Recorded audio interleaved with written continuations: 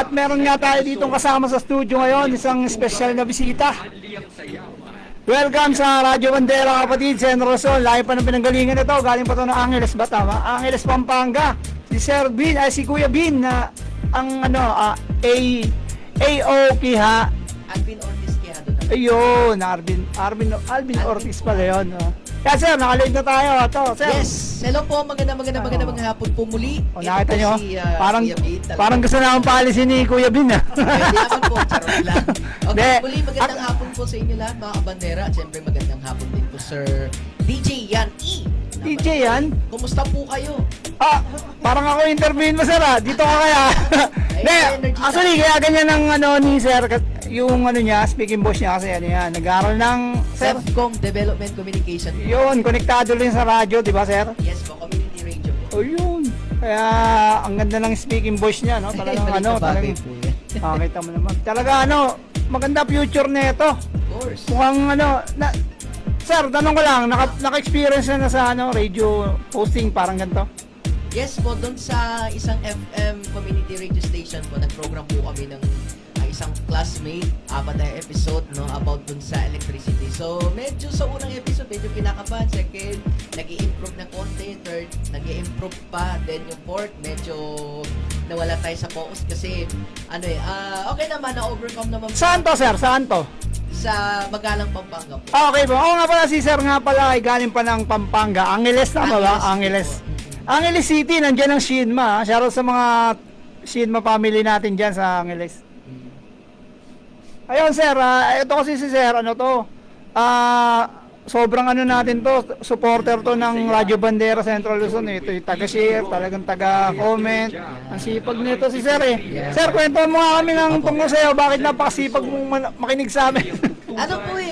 Kasi ako yung tao na mahilig ba ng mga Korean, mga K-pop, mga alam niyo na po, yung mga laro-laro. Basta ang focus ko po talaga, laman ng newsfeed ko, mga balita, mga iba-ibang radio stations, kasama na po ito, of course.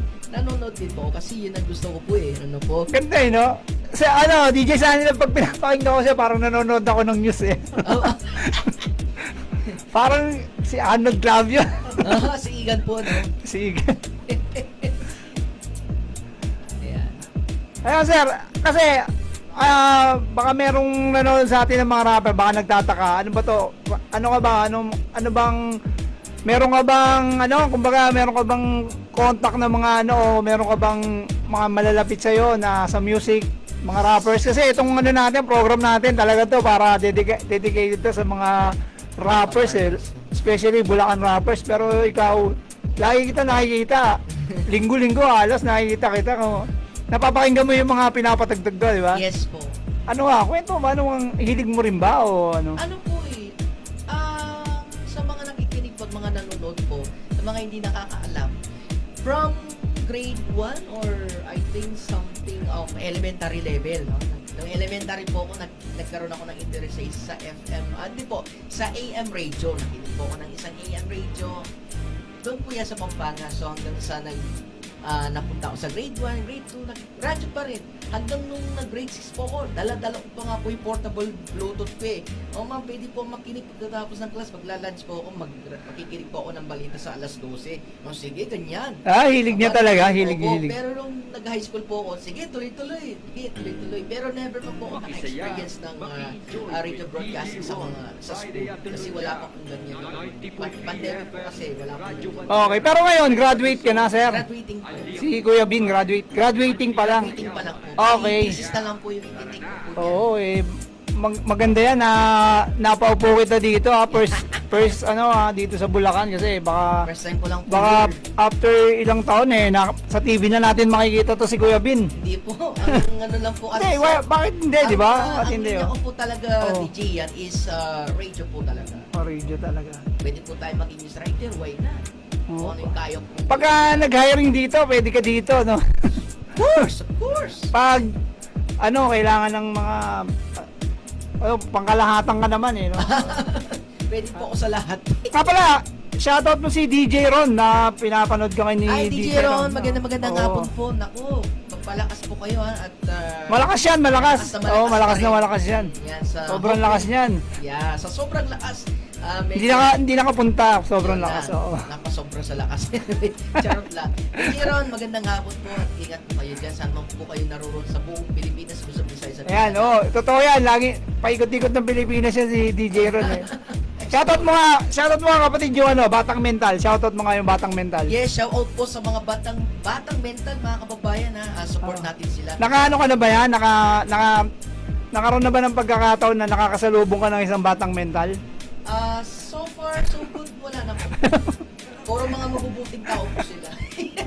Muli, shout out po sa Batang Mental at good luck sa inyong concert and mini concert. At, Meron. meet and greet. Yeah, sir. Ikaw nga mag-announce para maganda yung Sa July 18, meron sila sa 77 degree Bar and Grill sa may Yes, Baliwag. Sa 77 degrees sa Baliwag, Bulacan, magkakaroon po ng meet and greet and mini concert ang Batang Mental. Dahil dyan, pakisupport po natin sila. Papunta po kayo dyan. Ako, pwede kayo magpa-picture sa mga idol ninyo na mga rappers. Ako, ingat po kayo at hoping hindi umulan. Akala ko ingat sila sa Batang Mental. Ay, hindi po. Hindi po. Hindi, pwede rin naman. Lalo na isa doon. Ako, ingat kayo doon kasi kung ano ang dinadampot nun tapos kinakain. Aro, patay. Kaya nagiging alert po ako lalo. Pero kidding aside, good luck po muli at sa mga performers ng Batang Mental sa June 19.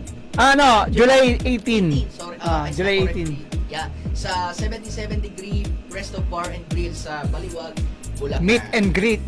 Meet Plus, and greet, of course. Plus mini concert. Plus mini Maliit concert. lang yung concert nila. Mini lang. concert, Kasi maliit lang. Oo, maliit lang. Pwede kayo mag-request sa kanila, much better para maging vibe ang kanilang mini concert. Yun. Pero Kuya Alvin, nasubukan mo na ba yung sa music? Anong hilig mo sa music? Ano po, disco hits or retro? Ano yun? Mga danceable, mga ganon. Mga sayaw-sayaw po. Kuma- 80s to 90s and Paano mga retro? Disco. Okay, yung mga disco. Touch by touch, self-control, Naku. name game. Meron pa tayong ganyan dito, meron pa tayong segment dito. Ha? Hindi, meron pa tayo dito yung segment na mga ganon. Wala pa lang. Mukhang kailangan siya na magbukas na. After the drive. Pero sa singing, wala kang kahit wala kang mga favorite. kasubukan. Oo. Mga favorite. Hindi ka kumakanta. So far, hindi po. Sa totoo lang po, hindi po. Ang galing Hindi siya kumakanta pero ang hilig niya makinig na radio. Baka magpaulan daw po ako eh. Actually, kasi kami dito talaga, kami, more on rap music kami, di ba? Napapakinggan mo naman, di ba? Yes. Kaya nagtataka lang ako, personal nagtataka lang ako, siyempre, ang isang Kuya Albi na talagang yung dedikasyon niya yung sa radio. Sa journalism. Hindi ko alam kung naiintindihan mo yung mga pinaplay ko. Hindi po. Medyo lang po, dun sa mga ibang songs po, rap songs. Siyempre, pag sinabi ng rap, mabilis. Siyempre, medyo di ko rin nagigets yung mga words. Okay. To be honest po nagiging totoo lang po ako. Pero okay naman yun. Talaga marami naman gano'n kasi meron talaga mga gano'n. Pero nakakapakinig rin po ako ng mga kanta ni Francis M. Yung Kababayan. Ba yung isang kanta na yun? Basta yung mga yun, about sa United po. Every color. Yan, Kaleidoscope. Yes, of course. Yun, wala. Actually, nabablanko ako kay Kuya Alvin kasi Kasama niyo naman po. oo nga kaya papaingayin po natin to. galing niya.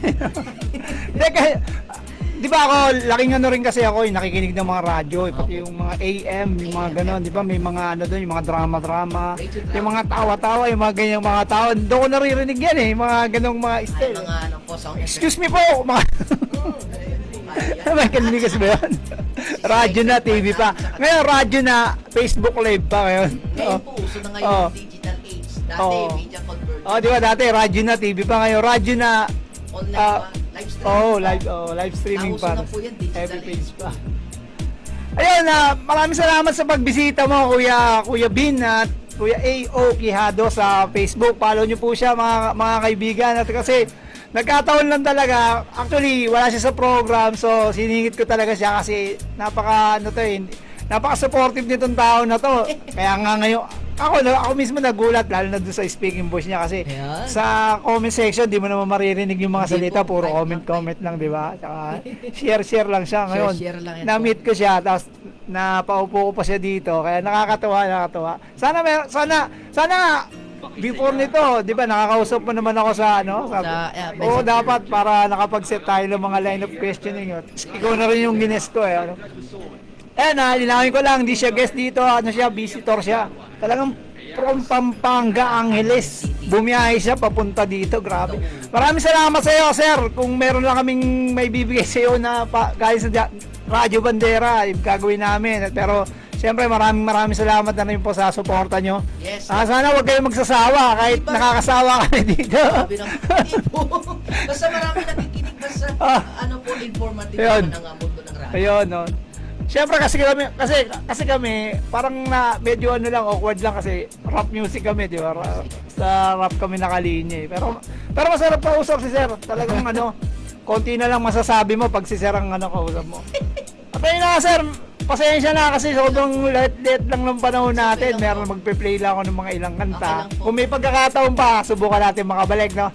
Kasi sa ngayon, pakinggan muna natin yung kanta na mula sa kay Parak na Salimpusa. Siyempre kasama niya ako dito. Tapos yung rest day ng Rapista Pamilya at Good Boy. Yun, thank you sir. Thank you sir. Balik tayo pag may pagkakataon. Yes po, yes. Ayun, kasama ko pa rin siyempre dito sa studio, si Kuya Bin. Si Kuya Bin, baka meron tayong gustong pasalamatan at i-shoutout. Ito na yung pagkakataon. Siyempre, yan ang pasalamat naman namin sa pagpunta mo dito. Yes, of course. Maraming salamat una kay Lord sa pagbiyahe ko. Dapat di talaga ako pupunta. Oo nga, sir. Dahil nakaramdam Pati ako pag-uwi, sir, ha? maganda sa health ko para ako lalagdan. Pero sige, pag-pray ko, Lord, hoping matuloy po ako bukas. O di pagising ko, medyo okay na ako ng konti. Sige, kaya yan. Kaya, ayan, nag-message ka agad ako kay dun sa kaninang DJ on board na si DJ Sunny Love. No? Ma'am, punta na po ako right now. Ganun. So, muli, thank you so much po, Radyo Bandera 90.3 FM Bulacan Family, of course, no? Sa mga solid supporters and listeners po ng nasabing himpilan. Magandang hapon po muli. At syempre, thank you din po kay DJ Sunny Love sa pag-guest po kanina sa akin sa kanyang naging program kaninang alauna hanggang alas 4, no? So, thank you din po kay DJ Yan is hoping makita ko na talaga si DJ Ron. DJ Ron. Madali lang makita yun. Timingan mo lang. Kaya timingan ko. Madali lang siya makita, mahirap lang hanapin. Parang politiko. Anyway. Kaya magandang tawa. Muli, ayan, magpasalamat po pong manakal ka rin pong makiramdam po ka rin kabalet po king Pampanga pong Tarlac, no? Magpasalamat naman po sa mga taga Aurora, Bataan, Bulacan, Nueva Ecija at Zambales naman sa makikinig nun kung saan tayo naaabot ng ating broadcast. At siyempre, Manyaman, sa ating live viewers, nako, maraming salamat. And siyempre, inuulit ko po, no, may performance pong gaganapin ng Batang Mental sa July 18 sa 77 Degree Resto Bar and Grill sa Baliwag, Bulacan. Let's support them! Ano yung inuulit mo? Pumunta ba sila o wag silang pumunta? Siyempre, punta po kayo. No? Don't forget to bring your raincoat, yung pananggalan sa ulan.